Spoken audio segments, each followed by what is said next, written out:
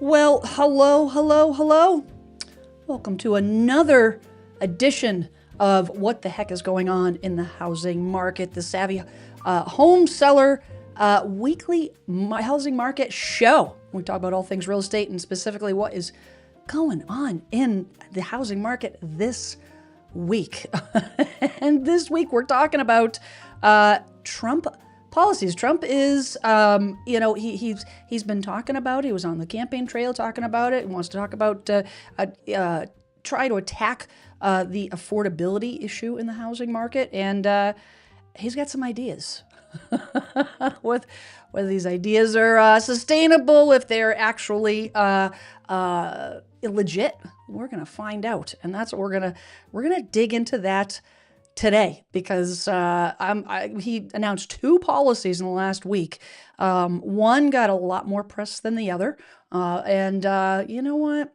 Digging into the details and going behind the headlines, sometimes things aren't all what they're cracked up to be, and that's what we're gonna dig into today. So we're gonna jump in pretty quickly here because I have a feeling it's gonna be a pretty detailed conversation. If you are watching this on the replay, I go live every Tuesday evening at 6 p.m. And if you'd like to join in on the conversation live in the chat, mark your calendar.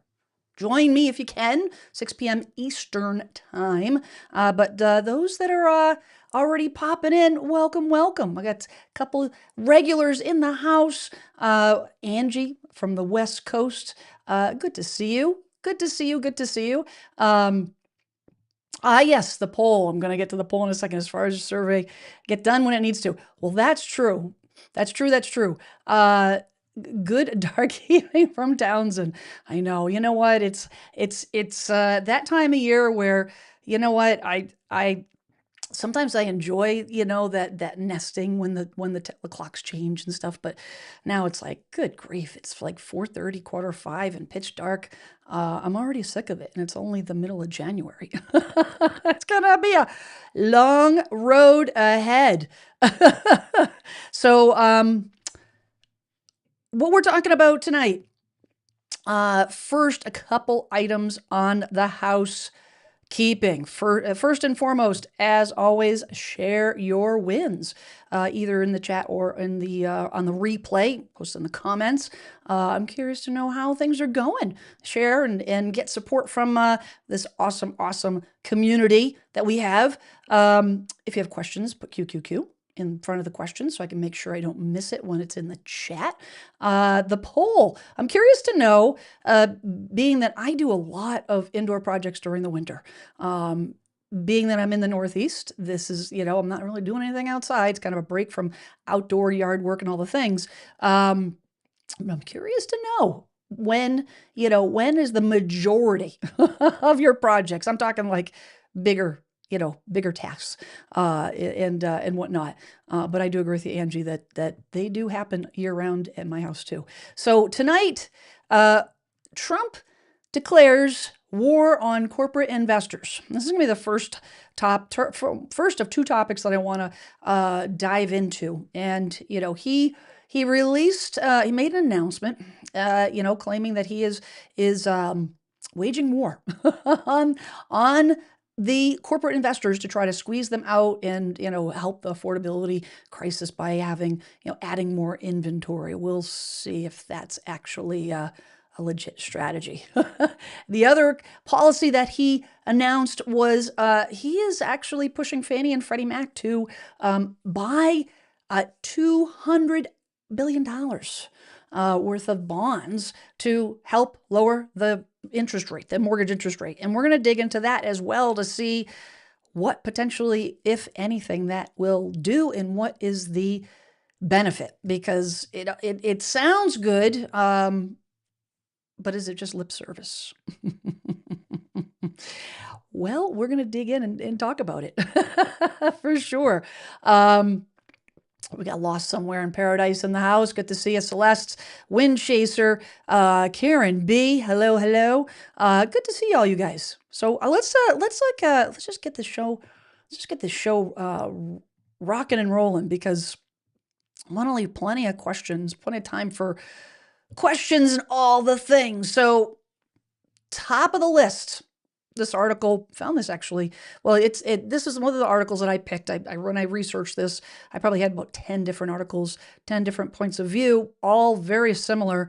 I typically like to try to get the ones that kind of frame it so that it's easily digestible, easy to digest. We don't need all the word salad. So this article talks about how President Donald Trump announced a new push to bar large institutional investors from purchasing single-family homes, taking direct aim at Wall Street in an effort to cool down a frantic housing market. The last 2 years specifically, it's like, oh, it's a it's like a fruit fly that won't go away. Blackstone's in the news. Corporate investors are taking over real estate markets. They're ruining the housing market. All the things. There's so much talk about corporate investors. I wanted to kind of dig into behind the stats, the actual data on how many there are. But President Trump thinks that it's a big deal, and he's citing the immense financial strain currently weighing on American homebuyers. The president argued that major corporations are squeezing out families by snapping up properties and converting them to rentals. There's been a lot of talk about conspiracy theories, honestly, that these major corporations are trying to turn the country into a sea of renters, that they don't want homeowners. They want us all to be renters. I'm going to tell you right now, my position on that is false. I don't believe that at all. And I'm going to show you the data on why I believe that, why I don't believe it. It says the proposal targets heavy hitters like Blackstone, JP Morgan Chase, and other massive investment firms that are have aggressively expanded their real estate portfolios in recent years. Critics of these corporate landlords have long contended that their deep pockets allow them to outbid average Americans, artificially driving up prices and locking potential homeowners out of the market. Goes on to say, but will it work?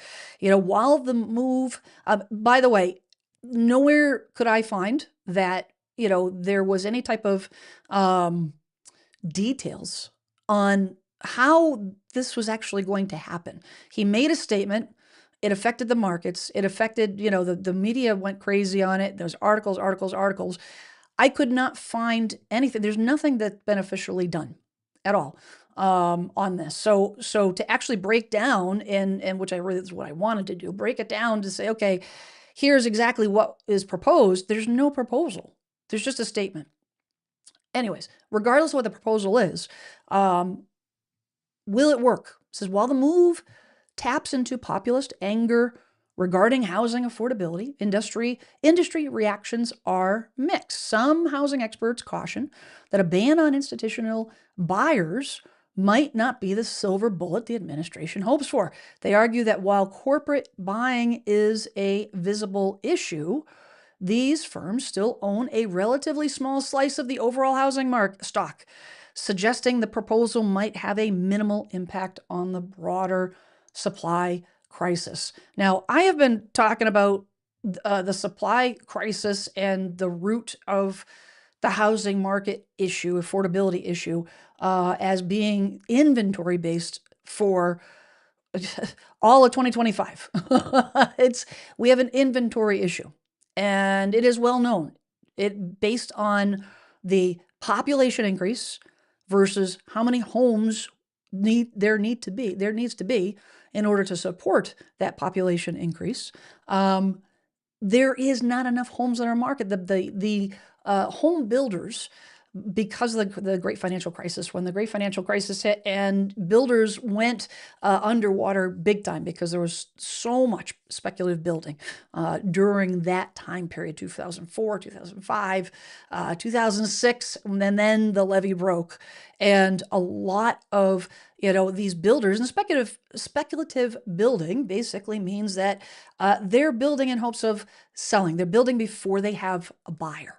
They're building 10s, 20, 30, 40 homes, at a time so that they're turnkey, ready to go because the demand was high and they anticipated more demand. Well, a lot of builders couldn't weather the storm when the market crashed and people pulled out big time, because the financial markets, the mortgage markets weren't giving them away money anymore. So fast forward till now, a lot of those builders went under, got out of the business. A lot of the builders are now gun shy because they didn't want a repeat. Who wants a repeat of being in financial distress? So the new construction production never caught up. But meanwhile, the population's growing and the number of buyers is increasing, and people are living longer, and baby boomers are not going into assisted living and all the things that their parents did at their age. No, they're selling their family home, but they need something smaller. And they're eating up all of the homes that typically first-time home buyers buy. So this, that basically, what does that mean? That means that we don't have enough inventory, period. This supposedly taps into it. But here's the issue. Digging into the data, you guys know I like data. I don't like dramatic headlines. I don't care about dramatic headlines. I don't care about what everybody thinks. I want to see the numbers. Because the numbers are the numbers. It is, you can spin them 14 ways to Sunday, but I want to just see where the core is. I don't want to see the spin. So I've got a couple pieces of data. So this is some September 26th of last year. Small investors dominate the single family market. And what I want to show you is what that actually looks like. So it says, don't underestimate the landlord next door. Mom and pop investors are reported to have over 90% market share. 90% for mom and pop. It says, despite headlines about the Wall Street landlords, the market remains overwhelmingly controlled by small investors. Owners of just 1 to 5 properties account for 87% of all investor-owned homes. Says another 4% belong to those with 6 to 10 properties. By contrast, large institutional players, these are the banks, these are the people, these are the companies that Trump is talking about. Large institutional players with portfolios exceeding 1,000 homes control only 2% of the market. Only 2%. Now, the company, the National Mortgage Professional Publications website, is leaning on Batch Data. Batch Data is the company that's responsible for this information. And what they said in their report in September says the perception that institutional investors are gobbling up the nation's housing stock is overstated. It goes on to say, I'm going to actually, oh, no, you know what? That's another article I'm going to get into. Sorry. Jumping ahead. I'm getting all excited. But that's one report. I like to have I want to have a different point of view because there's a lot of argument. There's many arguments to say that that's not true, that the corporate investors own way more than 2% of the market. Well, this publication, Real Estate News, does a lot of real estate data, how much of American housing is owned by corporations. This was released in December, so a little bit more recent. And they said, this goes on to say that, where corporate out-of-state ownership is highest. So the Lincoln Institute researchers found that 9% of residential parcels in the urban county studied, or roughly 1 in 11, are owned by corporations. But corporation doesn't necessarily signify a large national investor. Only 2.4%. 2.4% of parcels are owned by out-of-state companies, meaning the vast majority of America's homes remain in the hands of local mom and pop investors. The share of corporate ownership is much higher in some metros, however, and for sure, there are some standouts. St. Louis, Baltimore, Miami, Richmond, Atlanta. Richmond is very much, they are overwhelmed with corporate investors, and that says corporations own 17% and 21% of all residential parcels. So there are pockets, but this is not a nationwide issue. By no means. This is not a nationwide issue. if he's targeting corporations, not mom and pop companies, small corporations, LLCs and whatnot of private investors, it's not what he's talking about. He's talking about corporate investors. They are affecting some cities across the country, but it's a very small number. It's a very, very small number. And that small number is not going to be enough to fix the market. It's not going to be enough to even impact. If you're only talking 2%, it says, these parcels driven mostly by in-state investors operating through LLCs. Manhattan is the most extreme case. And I was actually talking to my good friend Jackie Baker about this the other day on, because she's right on the New York line. She's, very entrenched in what's happening and very aware of what's happening in New York City. And we were talking about the fact that this is indeed the case, and it says, with corporations owning more than 50% of residential parcels. So there are pockets, but it's not a widespread issue by no means. And so, then the big question becomes, if the impact is small, so that, what could potentially happen? And, this article, this was actually by Fortune magazine. Fortune published this article today. It's about 4:44 a.m. They posted this article, and it says, I'm not going to read this whole article for you. I will always post the articles, as you guys know. I'll post the articles in the description. You can go through and read this stuff on your own. But it says, Trump proposes an unorthodox fix, blocking institutional investors from amassing homes to rent.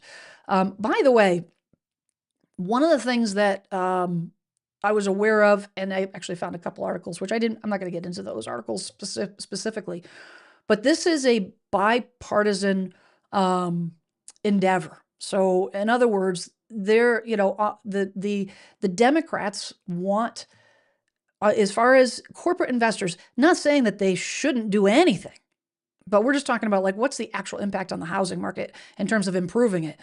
On the flip side, does something need to be done in Atlanta? Does something need to be done in Manhattan? Yes. And Democrats and Republicans are on the same page, believe it or not. Stop the presses. Breaking news that we have two parties that agree on the fact that something needs to be done to limit some of these companies from owning in excess of 50,000 rentals. But needless to say, it says, on January 6th, Trump unveiled a program, Restore Housing Affordability, by banning what he considers a major force driving prices higher. No. Purchases of homes by big investors that they recast as rentals. And actually, this article does go into, if you want to read it on your own, about the different senators that are involved. Warren and Merkley, and they agree with Trump on this. It says, according to Ed Pinto, who's co-director of the American Enterprise Institute for Housing Center, he says there's no empirical evidence that large institutions have driven up housing prices. And I would agree with that. Pinto argues that the rise of institutional buyers is a symptom, not a cause of the housing crisis. And in fact, they're helping to address the real problem that misguided policies engineered on Main Street and in Washington, D.C. caused in the first place. A severe shortage of new construction, and hence homes for sale caused by restrictive local zoning and excessive demand for that paltry supply triggered by the Fed's easy money policies, which that's what happened in the Great Financial Crisis, that drove mortgage rates to super bargain levels following the pandemic. It's that combination, not these supposed marauders that unleashed the rampant price run-up that's locking out most Americans. Guys, the reason why prices went up 21, 22, 23, it's very simple. It's very simple. Supply, demand. Demand increased because money got cheap. Money was cheaper. Mortgage interest rates were ridiculously, artificially lower. Money was cheaper. Demand, which raised demand. Demand warranted more supply, but people weren't putting their houses on the market fast enough. Supply dwindled. The more supply dwindled, the more the average buyer was willing to pay, and they could pay more because money costs less. That's it. The real estate agents didn't drive up the price. The sellers didn't drive up the price. These corporate investors didn't drive up the price. Okay? A seller who says, I want $100,000 over asking, you can't force a buyer to pay more than they're willing to pay for a house. You can't. That's impossible. It's ludicrous, to be honest. You have to have two parties involved in the dance to be able to support that. And a seller puts a house on the market, and a buyer who's in competition with a bunch of other buyers and is financially able to buy that house, and they choose to upbid on that property. Would you walk away from $50,000 or $100,000? I know I wouldn't. That's not my burden to bear, pay that kind of money. But the buyers did it. And yes, did they get caught up in frenzy? Yes, it was a crazy time. It was COVID. Hopefully I don't get stricken by YouTube, warlords for saying COVID. But, it was bonkers. People, sorry, I kicked the desk. Still getting used to my new studio. The fact that people were caught up, stuck in their houses and all the things, they want a bigger house because their family's driving them crazy, or they're now working from home, whatever. Need rose demand, which created supply issues. That's nothing more, nothing less. It says it's the combination, not these marauders, blah, blah, blah. It says these companies are not pillaging home buyers. And I agree with that. It's just the opposite. As more and more people can't afford to buy single-family homes, they're providing the option of living in one at a lower cost by renting. Renting, that is in many places, that's the case. That takes those people out of the purchase market and hence can take pressure off of prices. The other thing that I'm going to add to that is that, and I have experience in this because I represented and worked with banks for couple years. I worked with a lot of banks, with post foreclosure and things of this nature.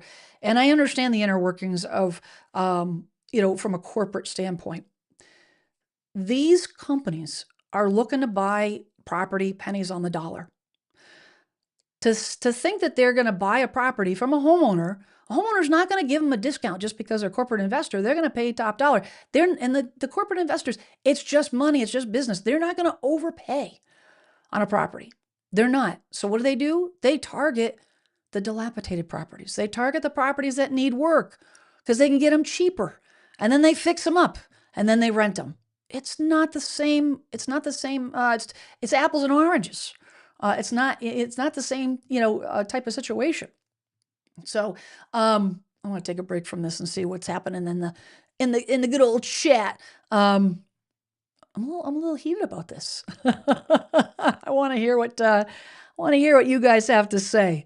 Let's see. Hello, Polly Fox from beautiful Indiana. Miss Bellaboo has a QQQ. How do you think the new COPA laws will affect the market in NYC? I am not familiar with the COPA laws. That is something I'd have to get back to you on because I don't know. I'm not familiar with that. I'm sorry. I can't comment on that, but you know what? I'm going to make a note here and I'm going to ask I'm going to do some research on that and we'll see what shakes out. Polly says, I vote lip service. So here's the thing, guys. I'm not gonna. I'm an independent. I'll be honest. I'm an independent. I'll look at both sides. I think there's potential value on. Listen to everybody. This is classic Washington D.C. stuff. It just is. It's lip service. I think administration is telling us what the consumer, what the Americans want to hear for approval ratings. And they all do it. All the politicians do it. Doesn't matter who you're voting for. They all do it. I'm sticking to my guns on that one. I do think it's lip service, and it doesn't have any backbone to it, because it sounds good and, oh, we're doing things. No, it's not tangible. Angie says, haven't the big corps stopped buying as many houses lately anyways? They've pulled back, and actually a lot of them are unloading. A lot of them are unloading because, and a lot of the small mom and pop investors are doing the same because of the increased carrying costs. Because insurance, a private homeowner and an investor, they still have to pay insurance. They still have to pay HOA fees. If there is, you have to pay, utilities, all of these things that cause, the increased carrying cost to go up. The corporate investors, the mom and pop investors, it's the same thing. And unless you have justifiable increases in rent to cover that cost, it doesn't make sense. I actually read an article. Let's see. Actually, Angie, I actually read, here it is. It's actually, I'm going to dig into this right now since you asked that question, Angie. This is that same article. It says, Pinto notes that investors overall have long been big owners of single-family homes, but it's the small mom-and-pop businesses that always dominated the market, and that's the case today. The institutions play a minor role, though they contributed greatly as purchasers of last resort during the great financial crisis and providers of sorely needed rentals in the pandemic. Today, over 12% of the nation's stock of single-family houses is held by landlords owning 100 properties or less. The institutions at 100 plus account for just 1% of the total.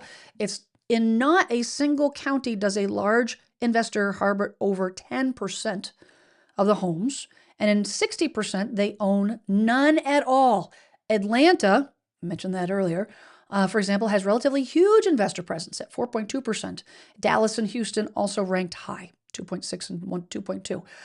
It's especially informative. This is the kind of answer your question there, Angie, to study the recent trend in purchases by the institutions, and it doesn't show the kind of listing crushing accumulation the president or other targeting the industry suggest. Pinto assembled data that runs for the 21 months ending in November 25.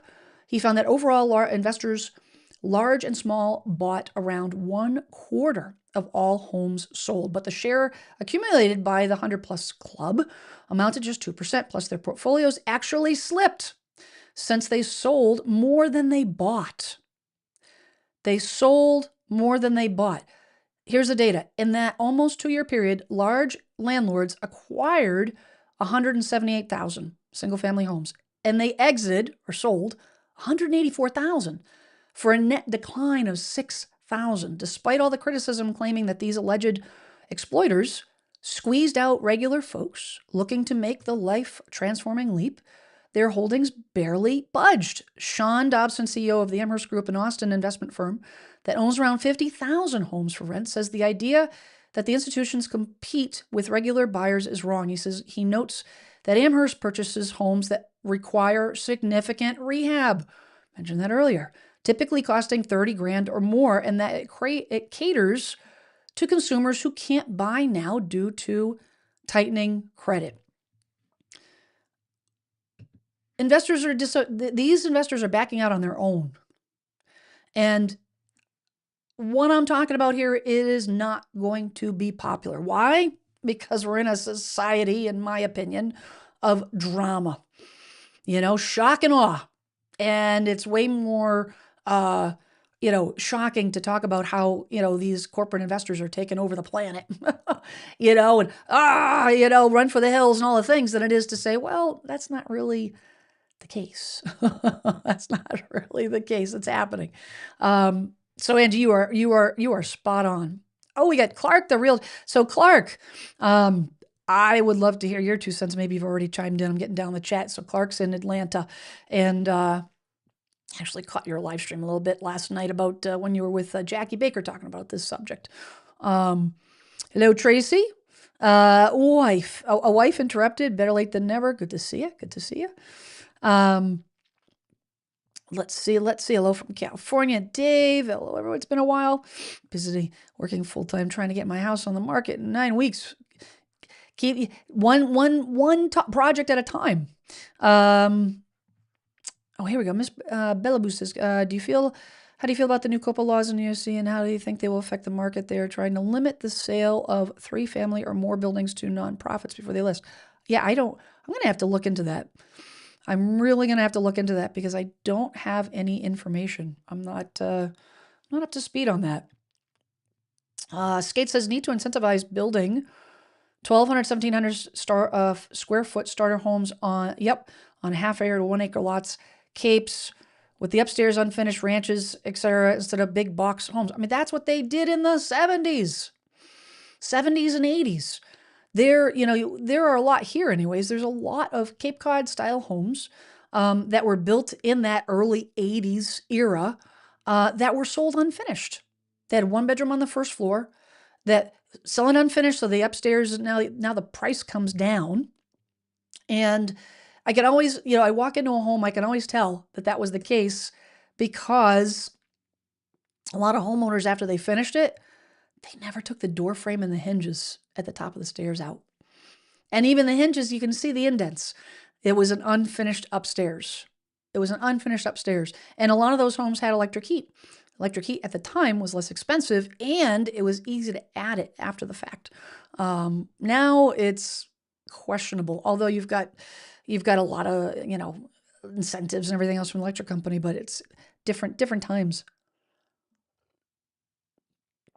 MH08 says, in Denver, 5+ units, city gets first right of refusal. Interesting. I wonder, oftentimes when you have first right of refusal on anything, sometimes HOAs, 55+ communities specifically, I see that a lot in here, where it'll be right in their master deed, in their condo docs, that the association has first right of refusal. They never buy the property. And, basically all that means is that, if you have a buyer, the association or whatever corporation, whoever has that first right of refusal, they have the option to buy it at the price that the buyer is offering. Buyer's offering $500,000, they can meet the $500,000 or more. And if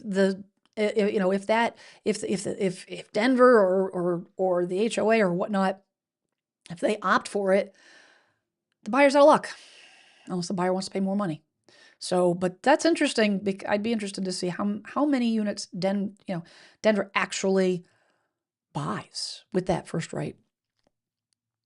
Windchaser says, bought my first house during COVID, and I'm not sure if it was a good or bad thing. I'm just glad I got in the own a house club.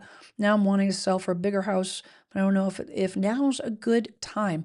So, first off, I think congratulations on getting your foot in the door, because, having something that you own, that you can build equity and having that asset is powerful, is extremely powerful, because it gives you options.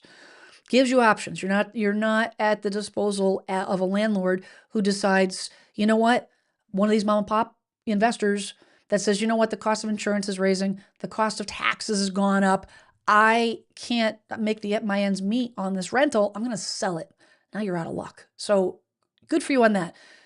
As far as your second concern, here's what I would recommend doing. You guys sit down and make an inventory of what you need and what you want, and whether it is, and how would you do it? So inventory your finances, inventory, how strong are your finances? Can you, how much money you gonna get from the house, all the things.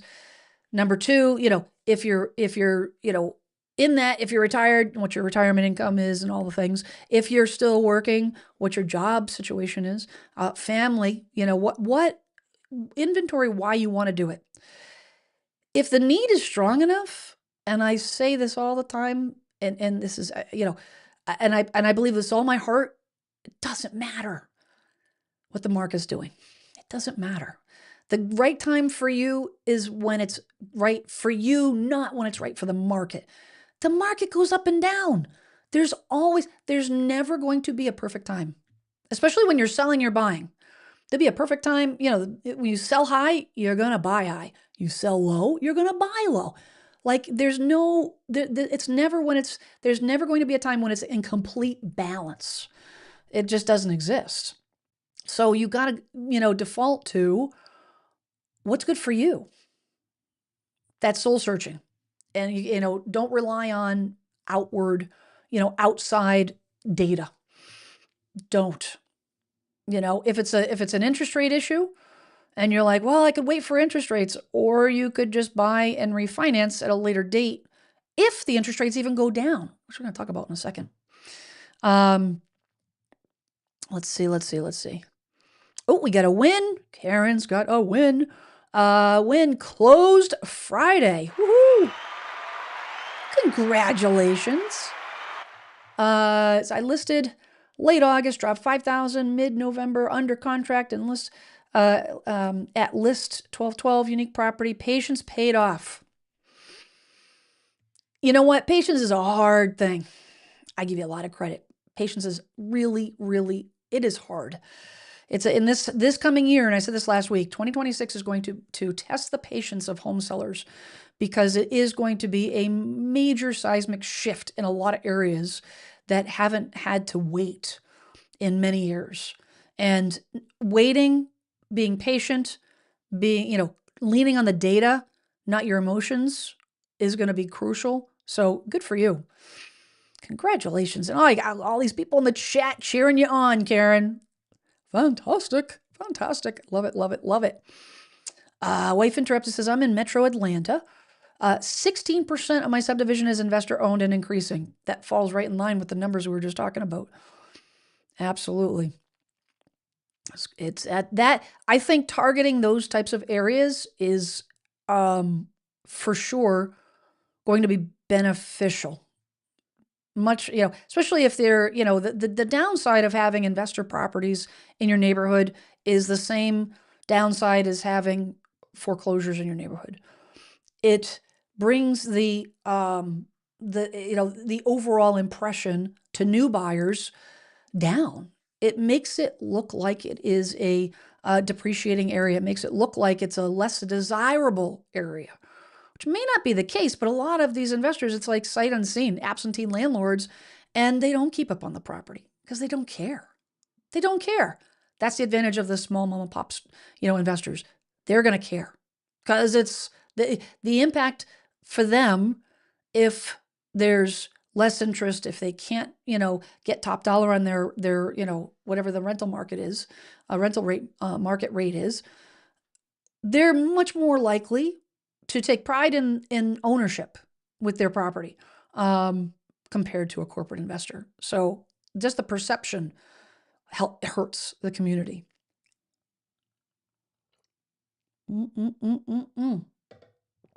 Let's see. Let's see. Dun, dun, dun, dun. Celeste says, how do you feel about the 5% to 7% of the house sale price rule for a limit on upgrades and repairs?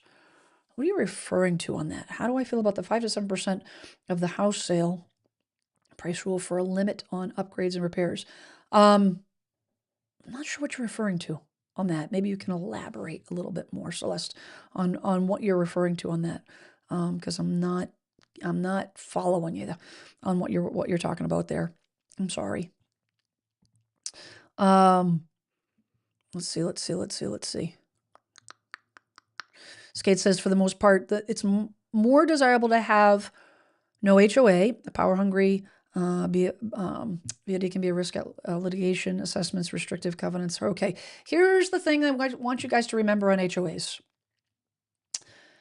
Not all, and this goes hand in hand with what I was talking about earlier about the drama and the clickbait and the titles from news articles and all the things. All HOAs are bad. All talking about all the negative things. I'm telling you that that's not the case all the time. There are benefits to HOAs. You just have to be careful You've got to make sure you do your due diligence, read the rules and regs, have the master deed documents reviewed by an attorney before you sign on the dotted line. Make sure you get 2 years of the budget. Understand what you're buying into, because some HOAs, and I'm not talking like a lot of in the southern states, even here with new construction, a lot of these builders are, creating HOAs to cover things like sidewalk repair, road repair, because the town bylaws, in order to get construction approval, a lot of towns are saying, hey, listen, you want to build, that's fine, but we're not going to add the cost of upkeep of those roads to the town budget. So the only way that the builders can get approval is that they create an HOA, and that money covers the roads and sidewalks and snow plowing and whatever not, street sweepers and all the things, because it's alleviating that impact from the town, which causes everybody's taxes to go up. That is the case. However, if you're in a situation, I know one day I will be there myself, where I don't want to mow the lawn. I don't want to upkeep on the exterior of the property. I just want to sit back and tinker my projects, or go play golf, or actually read a book. I wish I could make more time to do that. And having an HOA that offers those amenities, or maybe has a pool, and I don't, as a part of the HOA, I don't have to worry about liability, direct liability, by having a pool, and the upkeep and the cost associated with having a pool. There's a pool in the HOA, so I can just occasionally go and take a dip when I want to. There are benefits, but you've got to be careful. Not all HOAs are bad, but you've got to be careful so you can snuff out to make sure that you're not overspending. Typically, a property with an HOA will sell for less than a property with no HOA. It's super important you guys realize that. Condos, same thing. That's why condos typically are less expensive than single-family homes, because you don't own the land. You don't own, all the things that go along with a single-family home. You have to maintain them. There are benefits. So, the carrying costs are going to be a little bit, it's different. It's how the money is divvied. But again, you got to be careful. Anyways, that's my TED talk on HOAs. Just be careful. Don't rule them out entirely. Unless it's something that is on your non-negotiable list, then you know what? Absolutely. I'm not trying to talk you into anything. I'm just saying,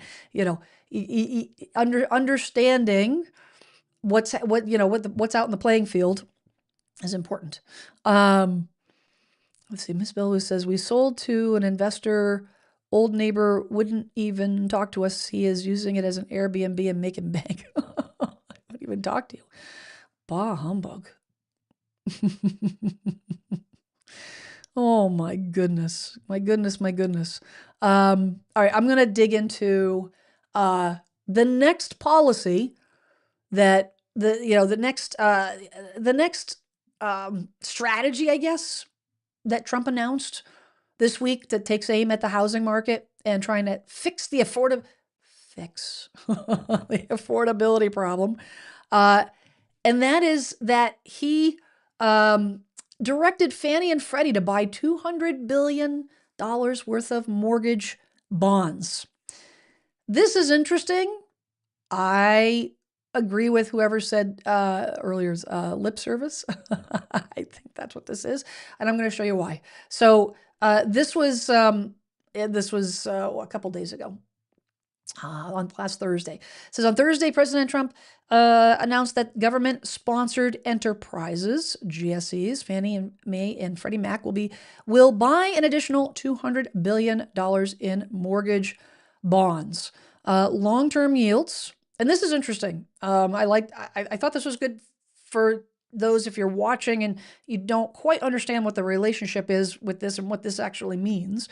But this article from Fast Times did a good job with it. This long-term yields, like the 10-year Treasury yield and the average 30-year fixed rate mortgage, are set by demand or lack of demand for the underlying bond. The Fed's the Powell and, the Fed setting the rate and reducing the rate, the federal funds rate, does not directly impact the mortgage rate. Treasury yield, 10-year Treasury yield, typically does. There is some indirect impact on the mortgage market, but the mortgage market is more set by demand or lack of demand for the bond. As yields move inversely to bond prices, if demand for long-term bonds rises, prices go up and yields and mortgages typically fall. If the bond demand fails, bond prices drop and mortgage rates rise. So, for example, when the Federal Reserve engages in quantitative easing, as it did during the pandemic, it buys long-term assets like treasuries and mortgage-backed securities, increasing bond demand and pushing bond prices up and long-term yields down, which is why the rates went down. They wanted, it was all mechanical. It was all intended to happen and play out exactly the way it did. They intended to make it more affordable to get people to spend money. And that's exactly what happened. It says the Fed's mortgage-backed securities purchases put additional downward pressure on mortgage rates in 20 and 21. Conversely, during quantitative tightening since 22, the Fed has been letting MBS assets roll off the balance sheet. They've been easing back, which is why rates went up from the market, which can put additional upward pressure on the 30-year fixed rate mortgage. Effectively, Trump is proposing to use Fannie and Freddie, both in government conservatorship, to absorb a larger share of mortgage bonds, increasing relative market demand for MBS. That could put some short-term upward pressure, super important to remember that, on MBS prices and downward pressure on mortgage rates, further reducing the mortgage spread. The mortgage spread is the difference between Treasury, the 10-year Treasury, and mortgage rates. And typically they fall in line with each other. I think the average, I think they said 2.05% has been the average since 1975. There was, I want to say there's another article here that talks, about this. It sounds interesting, but here's the thing. $200 billion sounds like a lot of money. The number of mortgage-backed securities that are owned currently, it's in the trillions. 200 billion. It's a lot of money to you and I, not in the grand scheme of mortgage bonds. It is not. Sorry to bust your bubble. So this article came from the website Mortgage Reports. Came out the same time when he made the announcement. He says they said mortgage rates have stubbornly plateaued. So when news broke that President Trump ordered a $200 billion purchase to push rates lower, immediately caught home buyers' attention. It says, but while the announcement moved headlines and briefly moved markets, housing economists and mortgage experts urge caution. Big policy moves don't always translate into meaningful savings for individual buyers, and waiting for rates to fall can come with trade-offs that aren't always obvious. You can see where this happened. I mean, literally, it went from on the 8th, 6.21%, to the 9th, 6.06%. It went down to, on the 12th, it was down as low as 6.01%. It has since gone up a scooch, just a little scooch, 6.07%. Why? They haven't done it yet. But why did it change? Because the 10-year Treasury yield is impacted by investor activity. And to be honest, it's largely based on feeling. The rumor mill. If they think this is going to happen, this is why oftentimes we'll see the mortgage rates drop before the federal fund rate, before the Fed announces anything, before Powell even opens his mouth.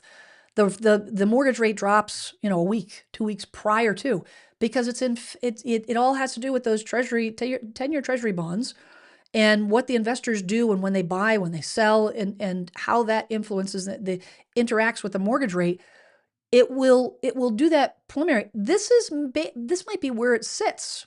This might be where it sits. It says the promise behind the policy and where it breaks down. It says theoretically, one result of Trump's order to direct housing agencies like Fannie and Freddie to buy mortgage bonds could gently push borrowing costs lower and boost demand. Researchers at the Federal Reserve Bank of New York have shown that demand for mortgage-backed securities plays a central role in how mortgage rates are priced. Just talked about that. But this is why they're skeptical. I'm able to talk today. It says many economists agree that a $200 billion bond purchase could put some downward pressure on mortgage rates. Where they differ is how much and how long. The mortgage market is enormous, and rates are influenced by forces larger than a single policy. Inflation, expectations, yield, treasury yields, global investor demand, everything that the Trump administration does on a global scale, it's all interconnected. It's all interconnected. Why does my neck hurt when I got a pain in my knee or what? All the things, as my physical therapist would say, because it's all the muscles are connected. Everything's connected. Same thing. Global. If there is issues with with trade, it's going to impact investor demand. It says economic growth. That's a biggie. We're watching.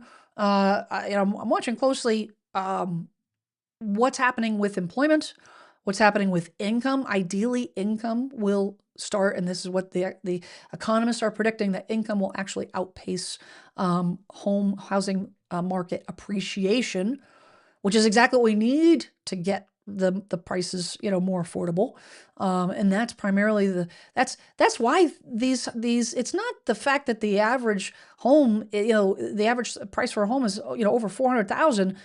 The issue is we're not making enough money. Prior to the pandemic, the national average for a home was $120,000.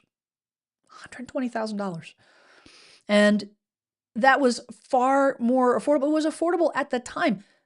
Incomes didn't rise nowhere near fast enough to equal where they are now. The only way that gets fixed is prices are not going backwards. They're not. The recipe's not there. You cannot make a cake with garlic and rice and peppers and onions or whatever. Like ingredients. That's the only analogy I can think of off the cuff. But the elements are not there to support it.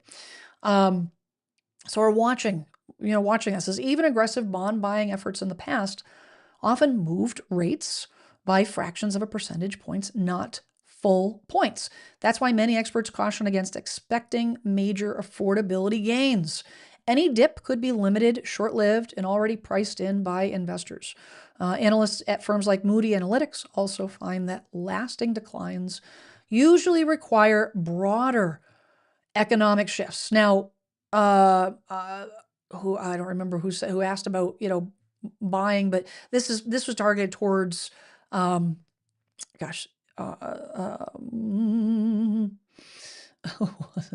sorry, my short-term memory sometimes is it's deplorable these days. But anyways, they get into because this is primarily designed and targeted towards first-time home buyers. Although all buyers would benefit by lower mortgage rates. But it says, should first-time home buyers wait for rates to fall? I'm going to tell you that the answer to that is no. No. Why? Because we don't know if they're going to. It goes on to talk about, the bottom line and all the things. Like I said, I'm going to let you guys dig into that article if you so do choose. But the bottom line, I think it's just, everybody's screaming affordability. That is the number one. The polls show this, the number one issue in this country. Even though the administration would like to think that it's immigration and all the things, it's affordability, period. I think this is my personal opinion is I think this is a classic DC move of, telling the American people, we're working on it. That's not going to fix it. We need more houses. End of story. We need more properties for people to buy. The more properties that are on the market, the more home seller competition. The more home seller competition will be a natural compression, downward pressure on prices. Why? Because you got to compete. If all of a sudden there's a new subdivision in your area that are offering homes that are comparatively priced to your home, but they can buy brand new, providing asterisk that they're decent builders and all the things. That's that's a whole separate conversation, right? Not all builders are bad. You gotta know the difference, but more inventory means more competition. More competition always means downward pressure on pricing. It's as simple as that. All right, let's check in the chat here and see what's popping. See what's popping.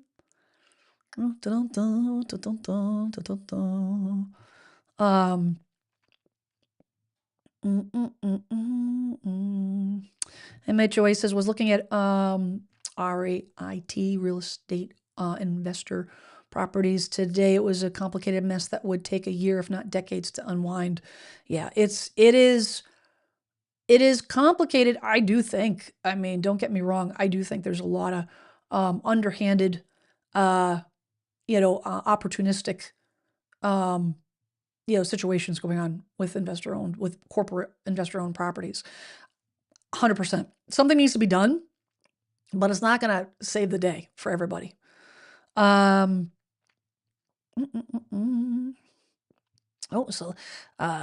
Celeste got a win.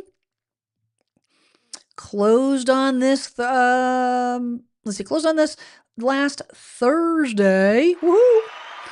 Listed our house in mid-November, had 3 showings and got an offer. Fantastic. It's not all bad news here, guys. Dun, dun, dun, dun. Love it, love it, love it, love it. Koopa Troopa. I love that handle.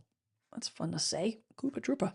Considering selling in a rural city, housing prices are okay, but clear signs economically things are heading south fast. You know what? Do your homework. And if that's the case, then get your house on the market sooner than later if it makes sense for you. We're going to see a lot of, there's going to be pockets. That's not going to change. It's going to be the same as this year in the sense that there's going to be pockets in this country that are going to struggle. Florida's going to continue to struggle. Parts of Texas are going to continue. Not all, guys.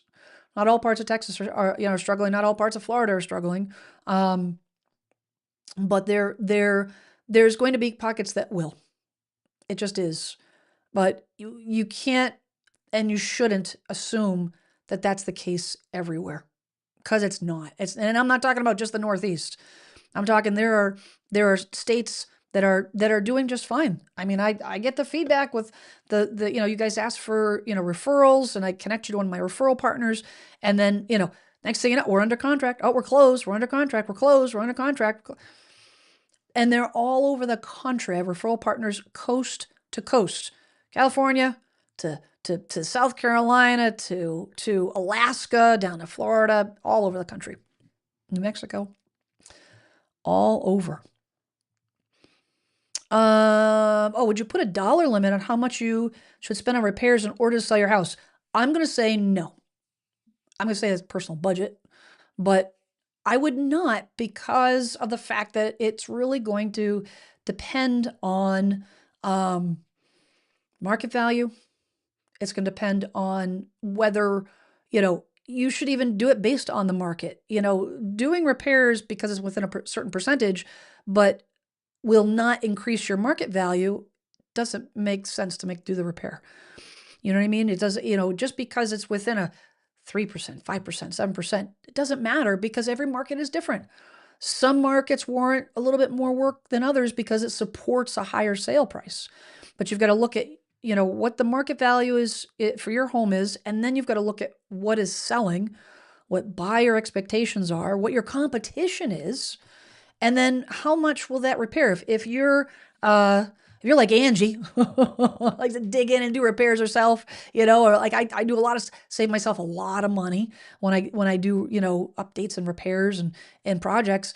But if you're not in a position to do that and you've got to pay a contractor, contractors charging you top dollar, especially right now with the issue of, the lack of tradespeople, tradespeople, I guess like tradesmen, a lot of tradeswomen that are retiring there's a huge demand for new tradespersons to replace them. It's just not happening. That's supply and demand. They're costing more money. That might mean don't do any repairs.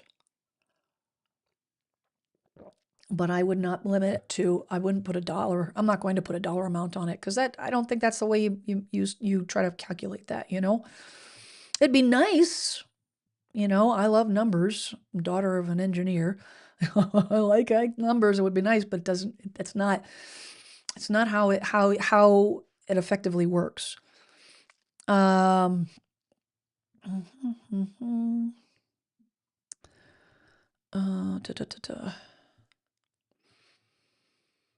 Let's see. Golden Age Puritan says I am selling about a month and a half after closing. Interesting. Homeownership is more than I thought I could handle.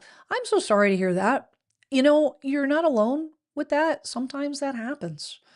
Sometimes you get, you're like, this is what I want. This is what I think I want. And then you get there. That being said, I always tell my kids, give it time. A month and a half is not a long time after closing. Your life is still, you're still adjusting to the house after a month and a half. To be perfectly honest, it depends on your finances, of course. It depends on what's best for you. But if you can, I would give it a little bit more time, to see if you adjust. But if it isn't the right thing, it isn't the right thing. And sometimes you don't know that it's not the right thing until you're in it.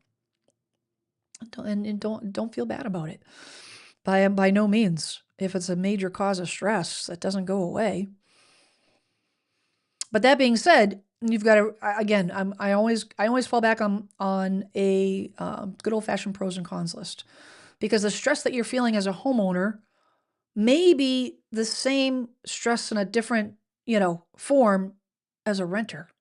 Unless you're going to be like a nomad and just go, live in an RV or just go, city to city or whatever. But if the backup option is to rent, I would say sit down and be very honest with yourself. What are the pros and cons of renting? The stress that you get from renting might be equivalent to what you're feeling on owning. Just a thought. But everybody's situation is different. MHOA says, at the same time, they want to privatize Freddie and Fannie. What could possibly go wrong? Amen. So many bad choices. That aren't really, you know what? I just want something that is substantial for, a policy that's not made for political gain, but actually has substantial legs to help the American people. Is that too much to ask? I don't think so.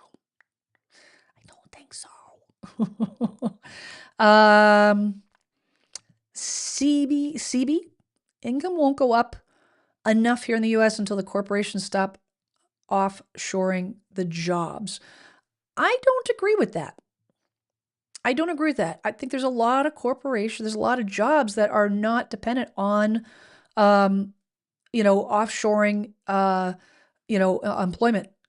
Not every, number one. Number two, the current administration might put a kibosh on that anyways, but I don't agree in the sense that there are cost of living wage increases yearly. You work at Target, you work at Walmart, you're getting a cost of living wage increase. Yes, it's minimal, but it's still an increase every year. That's the thing. That's the thing that you can expect. They're not going up fast enough, but they are going up. And keep in mind too, there is a huge conglomerate of people that started up, and we saw this during COVID. Okay, during COVID, a lot of folks got laid off. They took advantage of that. Maybe got a severance package, maybe collected some unemployment, and started a business. They've always wanted to start a business. Now they've got this influx of money. They're out of work anyways, and they got this influx of money. They took that money with all the money that the government was giving away, and they went into business for themselves. There are more entrepreneurs in this country than ever before. And entrepreneurs, the amount of money that they make is directly proportioned to the amount of work, typically. You put more work in, you get more money. Yes, you have to shift, and there's obviously a lot of nuances. I think that's one of the reasons why I always stayed in real estate, is because I don't collect a paycheck. I haven't had a W-2 in 30 years. But if I wanted a cost of living increase, I have to work harder. That's it. I have to work harder, work smarter. So I think it's more complicated. CB, for sure. Not to say that it's easy. It's definitely not easy. MHA says median rent in Colorado in 1990 was $534, which in today's dollars would be $1,315. Rents are about $700 too high. Yep, I would agree. I would agree. Let's see. Love all these comments. Love all the participation. And let me know what you guys think on this. Let's see.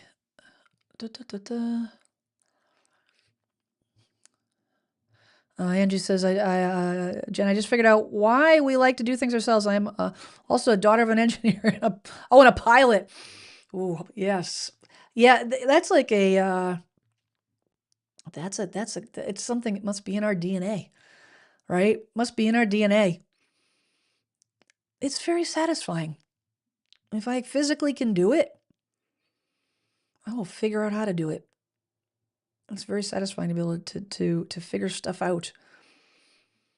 Bunny Huggerona. I'm going to give up. Sorry. I think it's a cute handle. I can so relate to that regret. I wish I could be a renter again. Well, you can always go back. A lot of folks, and I've been seeing this more and more, folks that reach out to me for a referral to one of my agent partners. They want to sell their house. They're retired, and they just want to rent.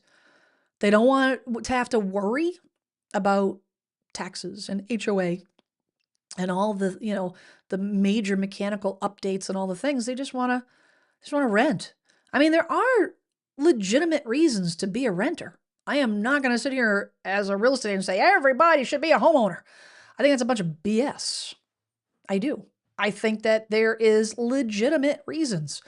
If you want to go check out a city and you want to rent there for a year before you want to plant roots, maybe you don't want to plant roots. Maybe you have family that is spread all over the country and you're going to rent here for a year or two and then you're going to rent over there. Or maybe you want to see the country and stay at a different city, every year. There are a million reasons. Or maybe you just don't want to deal. You don't want the HOA, but you don't want to deal with what if the roof leaks or whatnot. I mean, you don't, if you're renting an apartment, it would be the same thing as buying a condo, but you don't have control over, who else is living there. But there are pros and cons to every situation, and it's not right or wrong. It's not for everyone. That being said, my one financial piece of advice is if you are not owning a home, if you don't own a home, you need to have a replacement investment strategy, period. Because the thing about owning a home is it is a built-in long-term investment. It is a built-in long-term investment. You're in the home long enough, you weather the storm with the market. The market goes up, it goes down, but it always lands higher than where it was before. It's you look at for the same reason why prices are not what they were in 1975, and they never will be. They'll never be where they were in 1990. They'll never be where they were in 2000. That it goes ebb and flow over time. It's a long-term game. It's a long-term game. When I retire, I know I've got a nest egg here.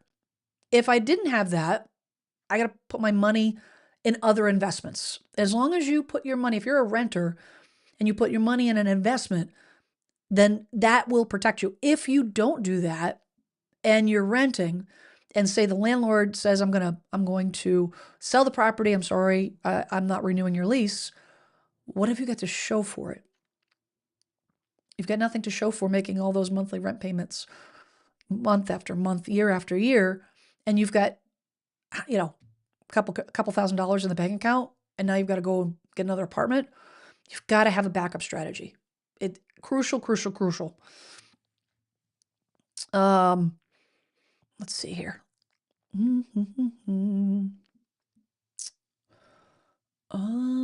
Gosh, you guys are all like supporting each other. I love this so much.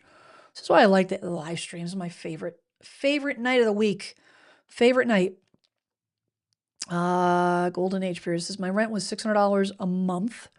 Electric and gas and phone only. I can be content there, even with a small, humble life. You know what? You got to do what is important to you. I'm so tired of these headlines, media telling us what we should be doing. We have to own a home, you have to rent, you have to do this, you have to do that. No. No one determines any of our happinesses. What makes each of us independently happy, comfortable, less stress is super subjective. The important thing, you got to take stock. You got to take stock, manage your finances, obviously, so you can protect yourself, but take stock in what is truly important to you, then make that decision. My first apartment was $300. Everybody thinks, oh, Massachusetts is so expensive. It was $300 a month. It was a my not yet husband, boyfriend at the time, and I, it was a 1-bedroom, with a living room, kitchen, open, they call a bachelor kitchen. We were tickled. I was tickled. $300 a month, and it was a stretch at the time for what I was back in the day. Guys, don't forget to I'm going to check in on the poll here. Let's see what we got going on. We got 93 votes on the poll. Let me know what you think. There is another article. Let's see if I can get to it. Where are my articles?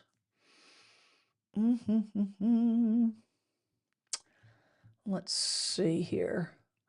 Get this queued up here. There was an article that I wanted to just touch on that I thought was interesting. It was came out of Realtor.com about a week ago, and they talked about what will it take to make the housing market more affordable? All these things. Whether it be messing with the interest rates or corporate investors and all the things. Supposedly, that's what they're trying to do, right? But is that really the answer? And I think you guys probably know where I'm going with this anyways, but let's see. Let's get this queued up because I don't think, I apologize. Let's see if we can get this. What's going on here with my mouse share? Come on, there we go. Cooperate, technology. So this article goes on to, basically saying that new analysis from Realtor.com economic research team considers what it would take to restore the home affordability to 2019 levels, when the typical mortgage payment was about 21% of the median household income compared to more than 30% today. And the analysis finds it would take mortgage rates falling to 2.65%, which is not going to happen, or incomes rising 56%. This is why this is a long-term game, guys. There's nothing that is a quick fix that's going to make this happen overnight. Incomes rising 56% to a median of 132,000 and change, up from 84,000 and change currently, or home prices falling 35% to a median of 273,000, down from 418,000. It says none of these outcomes are likely to expected in 2026, or in my opinion, 2027 or 2028. But the figures underscore the challenge of restoring the housing market to relatively affordable conditions of 2019, so on and so forth. This affordability issue is not going to be something that is going to that's going to be solved quickly, easily, and it's not going to. There's no Staples easy button. You guys remember those? Remember those commercials? The easy button from Staples. If you have Staples in your area, there's no easy button on this. These are all things that are highly, highly, highly unlikely to happen overnight. It would be detrimental to the economy if they happened overnight. But this data puts things in a perspective, and which makes me laugh when, we've got the administration talking about, cutting, having Fannie and Freddie buy more mortgage-backed securities to lower the interest rate, when in reality, the short-term fix, it's probably going to only, if it goes down, it may be another 0.5%, maybe 5.5. Not anywhere. It's not going to be enough. No, it's not going to be enough. Why? Because home prices are still going to be, rising. Here's the other thing that I didn't mention, and thing I was thinking about when I was reading this article here too, is we have a housing shortage in most of the country. Still, it's not even. Month supply of inventory. Month supply inventory is, and you should ask your agent what the month supply of inventory is in your area when you're, interviewing agents and so forth. Because what that does, it tells you the actual health of the market in your area. How long would it take if the spigot was turned off in your community and no new homes were coming on the market, no homes, period, were coming on the market at all? The number of buyers currently active, you look at how many houses have sold in the last 30 days, number of buyers, how long would it take for the existing buyers to buy every single home that's available now so that there are 0 homes on the market? 0. A healthy market is about 4.5, 5.5 months supply of inventory. 5.5 months. It would take that long based on current demand to clear out the inventory. Some areas in the country, pockets, are just about there. Most areas are not. I mean, up here in the Northeast, we're at 2 months. And the market has slowed a bit, for sure. It's not anywhere near like it was during the pandemic, but we're still way off. It's going to take years to get that balanced out. And until that gets balanced out, we're going to have that negative supply of inventory. If all of a sudden we have cheaper money and buyers say, okay, that 1%, that allows me to buy, my money can go further, so I can make an offer on that house now. It was out of reach before, but it's within my reach now. But you have the same amount of inventory. We're going to have the pandemic all over again. We're going to have the same situation we had in 2020, 2021, 2022. It just is. That's the facts, guys. The income has not gone down catastrophically since 2020. It hasn't. There's no reason for a different outcome if if mortgage rates go down, like this article says, to 2.65, what's going to happen? It's the same darn thing. And prices are going to go through the roof. And you don't think they can, but they will, because of why? Because there's a ton of equity in the trillions, equity in the housing market right now that they can tap into, and they're not all boomers. So the hype of this stuff drives me bonkers because it's not based on fact. It's what you want to happen. And as I always talk to when I talk to, my home sellers for the first time, I tell them right up front, I'm going to tell you what you need to hear, which may not be what you want to hear. I'm not expecting you to be happy about it. I'm not expecting you to be excited about it. I just need for you to understand. Seek to understand. You need to understand what the reality of your situation is. Anyways, all right. Let's see. Dark Splash says, Jen, knowing what you know now, would you still have bought your home or would you have stuck to renting? Oh, absolutely, I would have bought my home. I don't regret it for a hot second. Not at all. We were in that rental for a couple of years and we bought a condo. It was my first year in real estate. I said, well, I got it. 1996. I was a young little thing, I was 23 years old or something like that. And I'm like, well, if I'm going to be a real estate agent, I guess I should own a piece of real estate. And I think we're there 3 or 4 years. And then we took the equity out of that and bought the house that I'm in now, which was a total fixer-upper. I got approved for a mortgage, but, we spent, fixing. Finally, we're at the point now, 25 years later where I'm finally like, okay, I can breathe. All the major stuff's been updated, but do I regret it? Oh, hell no. Absolutely not. Absolutely, positively not. I personally love doing what I want to do when I want, not having to worry because I do have a low risk, a low risk threshold. So thinking that number one, all that money's going down the toilet for rent. Number two, that the landlord could, kick me to the curb, next year. No way. No way. I absolutely 100% would not do that. Let's see here. Get my, oh, thank you very much, Ashley.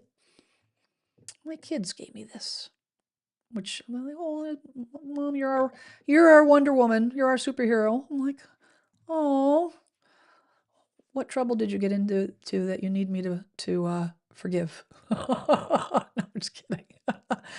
I have 2 great kids. 2 awesome kids. My older kid is feeling the pinch of adulthood at 24 years old and having her first apartment. And it's all part of the process. All part of the process. You're very welcome. I think Golden Age Puritan, I think that the number one issue, the number one epidemic in this country, to be honest, is right now is a lack of kindness. Lack of kindness. There is, it just baffles me. It baffles me. But you know what? If I can, impress upon a couple of you to be a little bit more, whatever, spread it, pay it forward, all the things. 100%. Skate says, I've recently noticed commercials by attorneys for selling homes with them to save money claiming low commission. For real? Skates, remind me where you're located.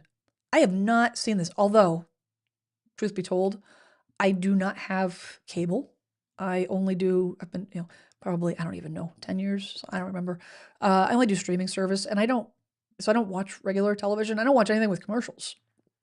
Well, that's not true. I have Hulu, the cheap one that has some commercials in it, but to be honest, I usually mute the commercials when I'm watching something. So I haven't heard that. The question I would have is, are they talking about low commission? Are they talking about real estate commissions? They can't do that. I mean, they're real estate attorneys. I don't know. That's interesting. That is interesting. That sounds super car salesy. I don't like it. Clark the Realtor says, we don't need more craziness in the housing market. We need to let it correct and stop doing things to manipulate it. I agree. I agree. I agree. Because the thing is none of the stuff that anybody's trying to do works. It doesn't work. Why? Because there's humans involved. There's homeowners and home buyers. It doesn't, you can't force the market. You can't. And that's why I stick to my guns when people get all crazy and like they blame the rising home prices on this or that. No. The home prices were not, fabricated. It was the result of something that happened, being that the government stuck their nose in the market and handed out money and lowered the, downward pressure on the rates and all things. If the government didn't get involved in the rates, if the government didn't do what they do during the pandemic, the housing market wouldn't have taken off. Period. So, I mean, I'm not complaining. I refinanced my house at a really great rate, which saves me money, but still, Kathleen says about to list my condo. Average time on market 100 days. Okay, I'm renting as of tomorrow. Happily turning maintenance over to new owners. I will nest egg the proceeds and keep looking for my ideal home. You know what? A lot of folks are doing that. They're going like renting as a segue option. Does two things. Number one, you're able to prep the house and present it in the way that, if you have a lot of stuff, you accumulate a lot of stuff.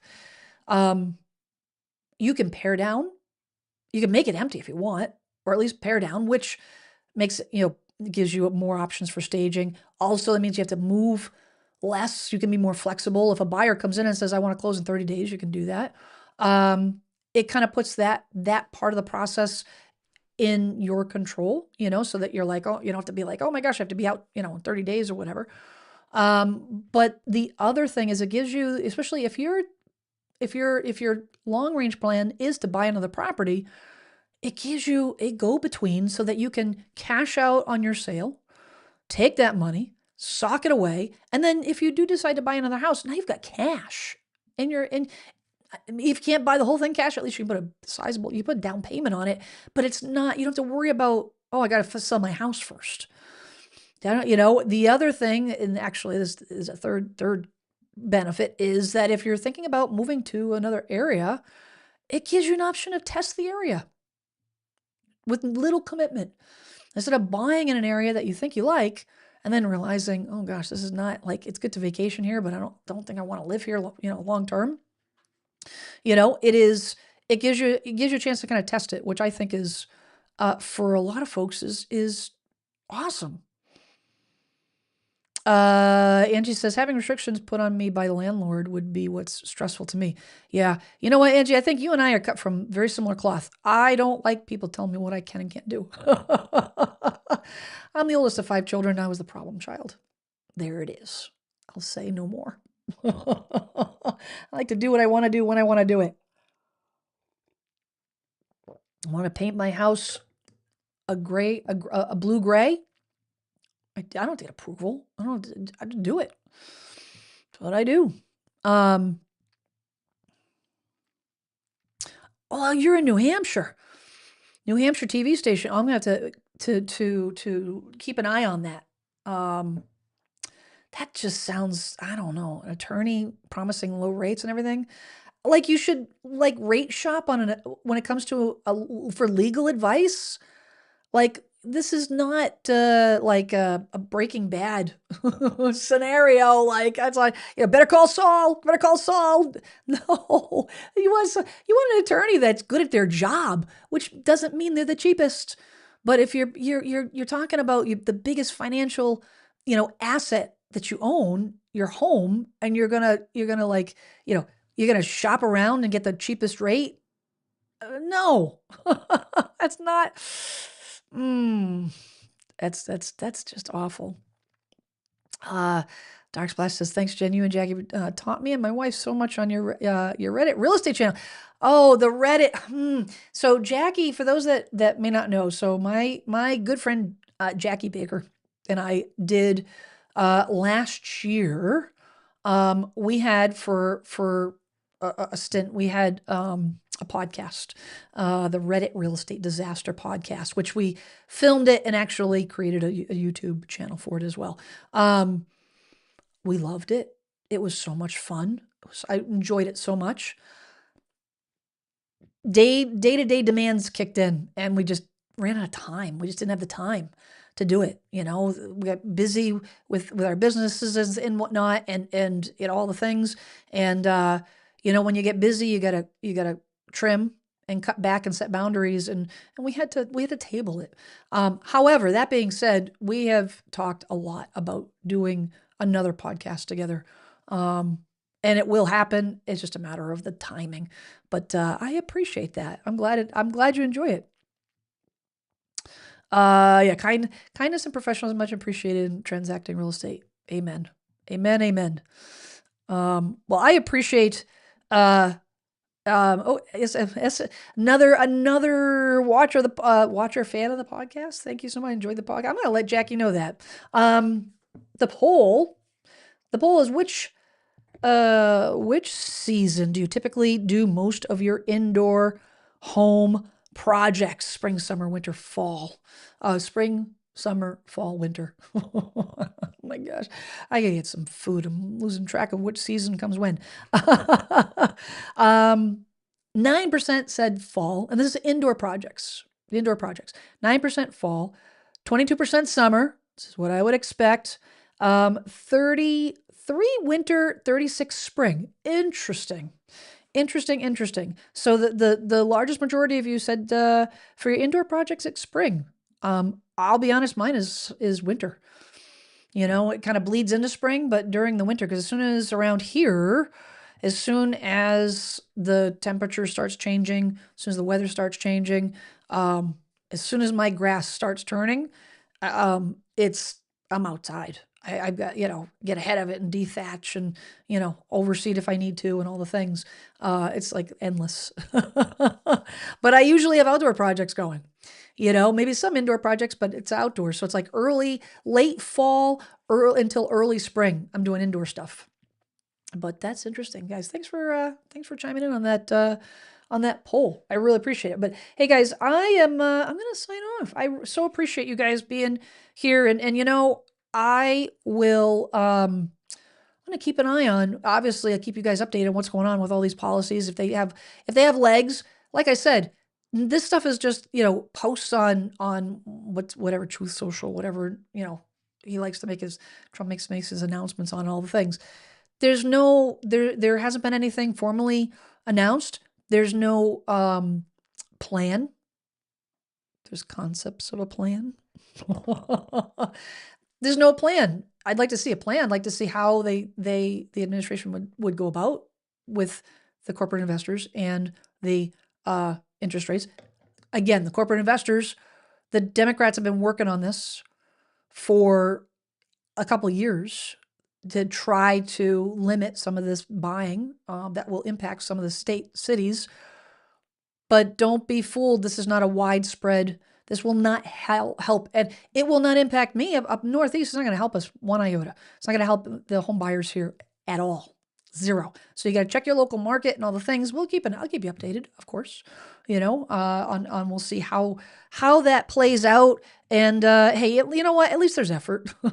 I'll give them that. At least there's effort. At least they're talking about it and doing something about it, which is better than nothing. So we'll go with that. But guys, thank you so much for hanging out with me tonight. I appreciate it. And there's a lot of live streams, on the old YouTubes, and I appreciate you spending your precious time, with me, guys. As I say every week, before you judge, seek to understand. Be curious, not judgmental, as my favorite TV guy, Ted Lasso, would say. Be curious, not judgmental. Everybody's got different things going. Everybody's got crosses to bear. Everything's got, people's have things going on. Instead of judging right out of the gate, give them the benefit of the doubt and try to understand, research and understand. I think that's how we spread kindness in this world. As much as we can, one little step at a time. Next Tuesday, I'll see you guys next Tuesday, 6 p.m. Eastern for another episode of the Savvy Home Seller Housing Market Show. We'll talk about whatever the heck happens between now and then in the housing market news. I'm sure there'll be plenty to talk about. Guys, have a great rest of the week. I'll see you next Tuesday, 6 p.m. Ciao.